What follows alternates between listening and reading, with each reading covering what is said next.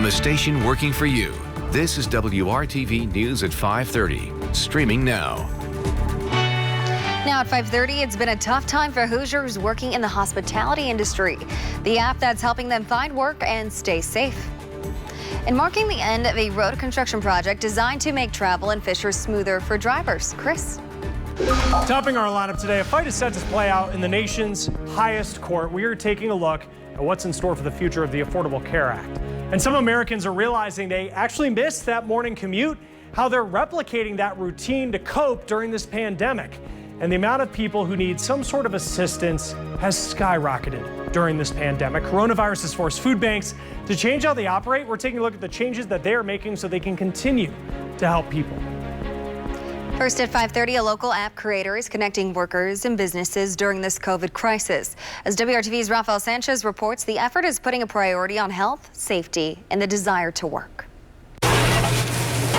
Beth Ann Logan is in the mix, finding extra jobs during the week.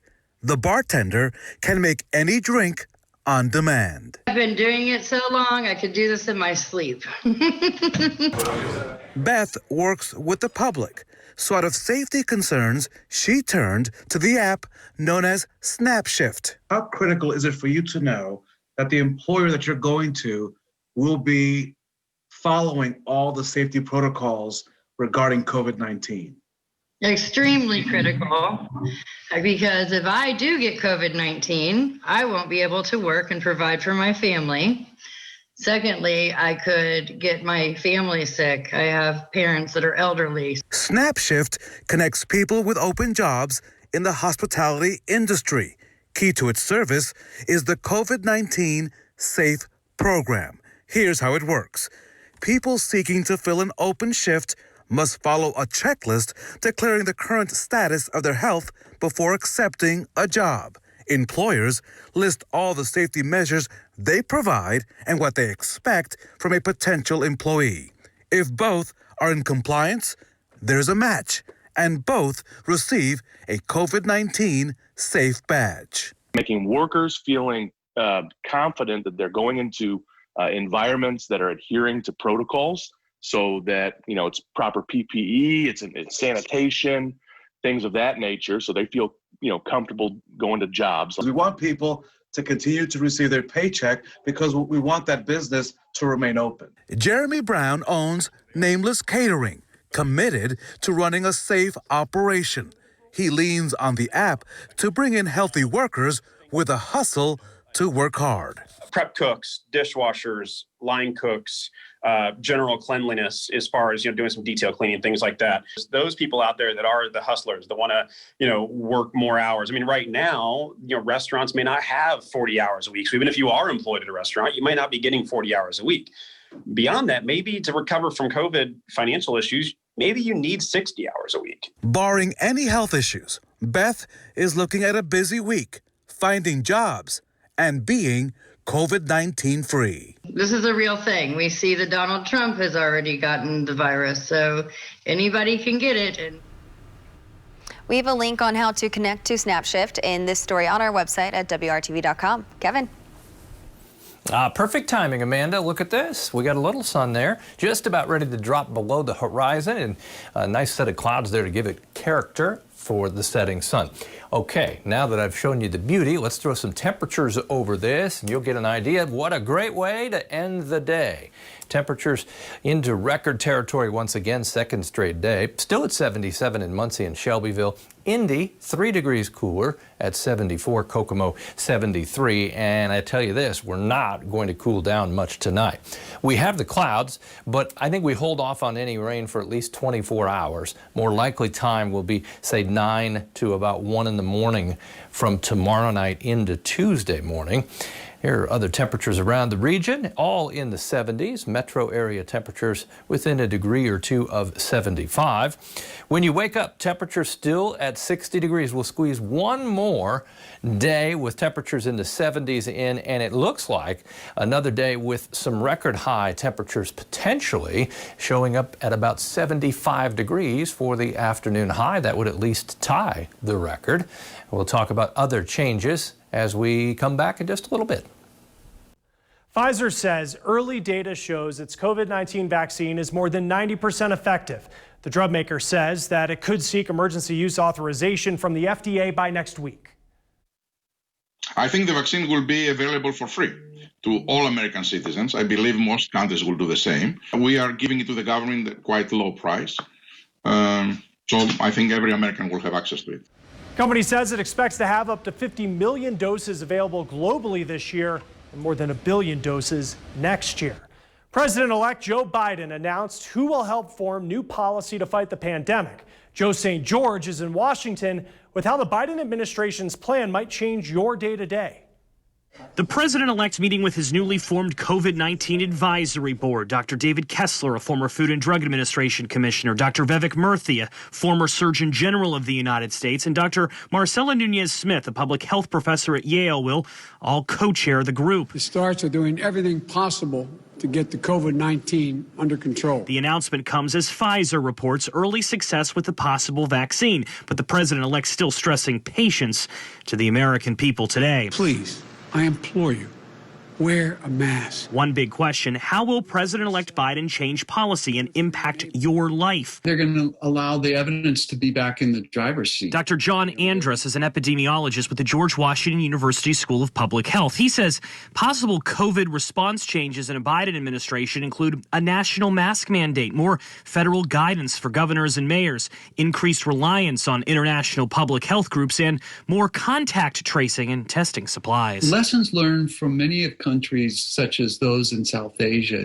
clearly show that aggressive testing and contact tracing with appropriate isolation and quarantine works. Another big change may be COVID economic relief impacting your pocketbook. Remember, Democrats wanted to spend trillions of more dollars than Republicans earlier this summer, and they'll have more leverage to pass stimulus check payments and student loan forgiveness come January. It remains possible, though, that another round of economic relief is passed while President Trump is in office. In Washington, I'm Joe St. George. All right, Joe, thank you. Now, next on our lineup, it is a massive legal battle set to play out in the wake of the 2020 election. What could be instrumental in determining if the Affordable Care Act will continue to exist and the impact that its dismantling could have.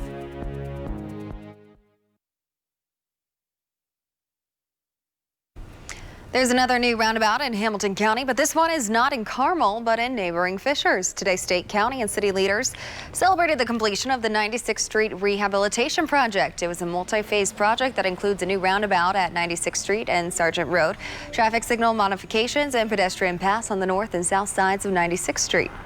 We were actually even able to expand the scope of this project well beyond just to this roundabout, but all the way back to the interstate to refresh this corridor. And we really believe the southern border in the city of Fishers is going to continue and increase in its vibrancy. The project also included reconstructing and adding travel lanes to Mud Creek Bridge and also a pedestrian path there. In the midst of a global pandemic, there's a new challenge to millions of Americans' health insurance. The Supreme Court will hear arguments tomorrow on the Affordable Care Act. If the ACA is repealed, millions of people across the country will lose access to their health care. But not only that, millions of people who have pre-existing conditions will lose protections, which were put in place through the ACA that allows them to not be discriminated against from insurance companies. Texas is arguing the Affordable Care Act is unconstitutional since Congress got rid of the tax penalty it carried if you didn't have insurance. Now, even though the high court has a new conservative judge and majority, legal experts don't think the justices will strike down the entire law. Even advocates for the act admit that it needs to be improved, but don't want to see vulnerable populations lose coverage in the meantime. When all the dust settles and everything clears and it's time to get to work, we got to make sure to remind people what they ran on, and we got to make sure that we have people fighting for folks in their lives and making sure that they're prioritizing health care. Advocacy group Healthcare Voter would like to see Medicaid expanded in all states. They're also fighting for lower costs for prescription drugs. In the United States, people pay $200 to $250 a vial. Folks who have diabetes need multiple vials of insulin in order to be able to manage their condition. And so people are paying thousands of dollars monthly, and this is with insurance, to be able to stay alive. That is unacceptable. The Supreme Court will not issue a ruling on the Affordable Care Act until next year. Now, more in our lineup. It is part of a morning routine that you might not think that you would miss, but now some people are trying to create their own commutes. The steps they're taking to find some sense of normalcy.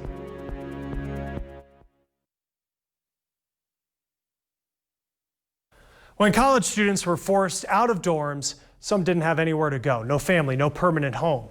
Young people who are too old for the foster care system have been some of the hardest hit by COVID-19. But as Amanda Brandeis explains, efforts are underway to keep them from falling through the cracks. I entered foster care when I was 5 years old. Removed from her home and family, Jackie Robles experienced a loss she didn't understand. My dad, he's serving a life sentence in prison, and my mom dealt with a lot of severe mental illness issues, and she also was addicted to methamphetamine. 1 year later, Robles moved in with her grandmother, but re-entered the foster care system at 16, sent to live in a Hollywood neighborhood group home. Some people that live there, were in sex trafficking. Some of them had dropped out of high school. Some of them were like high school age, but still, in middle school. These harsh realities motivated Robles to focus on her education and graduate, but she worries about others trying to do that now. Only 50% of foster youth graduate high school, and just 3% graduate college. There's a huge disparity. Gianna Mulcahy is with Together We Rise, a nonprofit dedicated to helping foster children. During the pandemic, former foster youth in college were once again on their own. There was a lot of confusion with dorms shutting down, sororities and fraternities being pretty much dismantled. I know a lot of those youth had to sleep in their car or sleep with friends or couch surf or whatever they had to do. Robles was transitioning into grad school during the shutdown with no permanent home or family to turn to. Because I emancipated from foster care, there weren't any housing resources for me. Together We Rise called on volunteers to open their homes when COVID hit.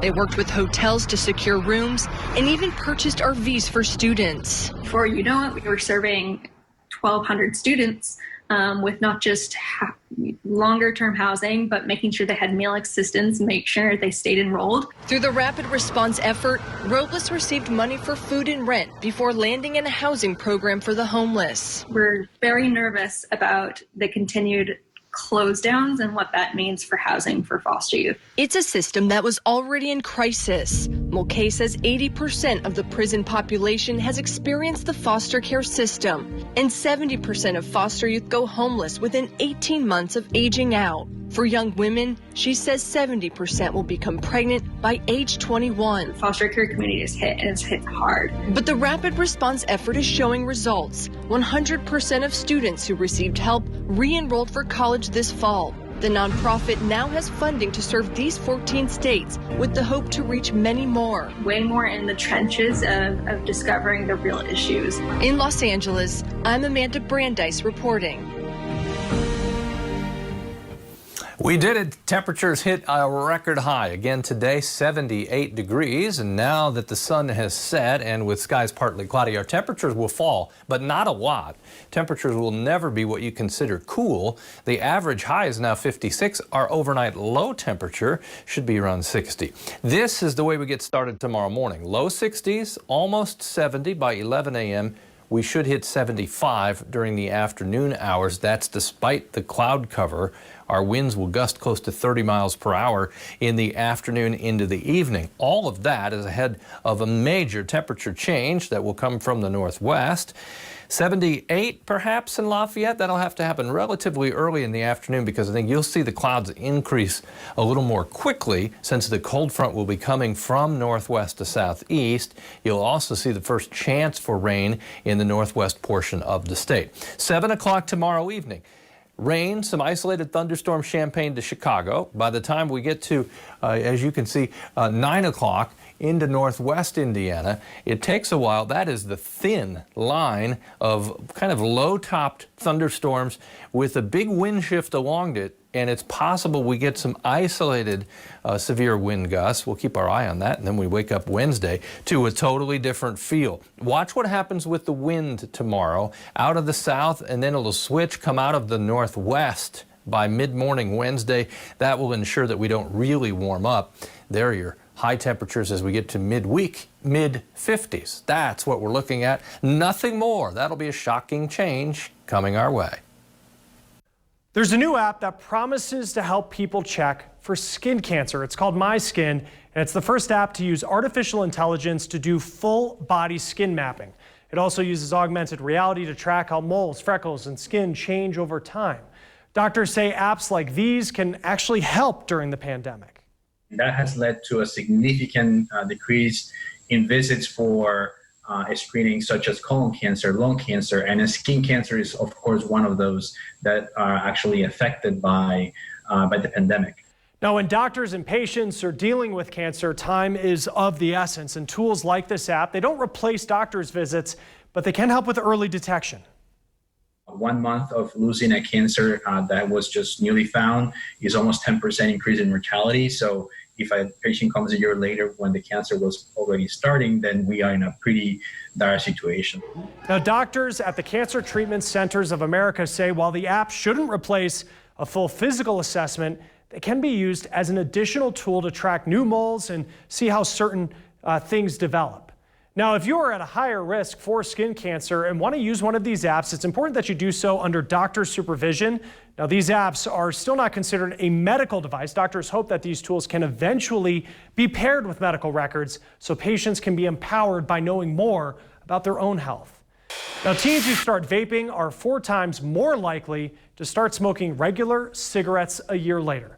This is according to a study published in the medical journal Pediatrics. Now, researchers say e-cig use can lead some teens who are uninformed about tobacco to start smoking cigarettes even if they never wanted to smoke. Well, some people working from home are, well, they're really just starting to miss that morning commute, so much so that they've started fake commutes. Alicia Nieves shows us what's behind this growing trend and why experts say it's actually a good idea. Daily treks on the train and rush hour traffic jams have almost always made the work commute dreaded. So when most people had to start working from home, no commute was welcomed. At first, I didn't miss it. I thought, oh, well, my work day starts the same time as I wake up, which was nice at the time. Joshua Chikasawa is an accountant from California who went from an hour-long 10-mile bike ride to work each day to work at his fingertips within minutes. But that got old fast. Even though I don't have to bike to an actual destination or anything like that, I've been just going on a bike ride in general for like an hour or so. No pure destination in sight. Sometimes I'll bike by the office that I'm supposed to be at. He's now getting up at 5 a.m. again and does what's being called a fake commute. It's just forcing myself to get out of bed so I'm actually going outside and having like a real start to my day like I used to, instead of just rolling to my laptop and starting the work day without having any sort of real distance between my personal life and work. You might be surprised how normal these fake commutes are becoming. I've actually heard this from a lot of my friends and colleagues. Jan Yahimovich is a professor at Harvard University. There's this tension that we're experiencing right now where we are actually getting to understand that even though we hate the commute, like in like yesteryear times when we actually went to the office and stuff, there was actually also something valuable about it. Yahimovich recently published research showing the benefit was the time it gave us to transition between personal life and work.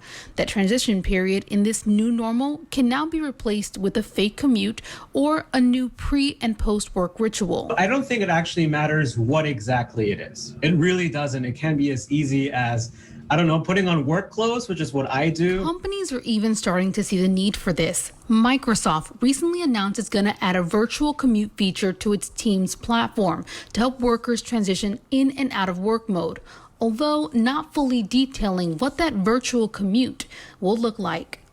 I'm Alicia Nieves reporting. Alicia, thank you. Now, finally in our lineup, the amount of people who need some sort of assistance has skyrocketed during this pandemic. Coronavirus has forced food banks to alter how they operate. We're taking a look at the changes that they're making so they're still able to help people.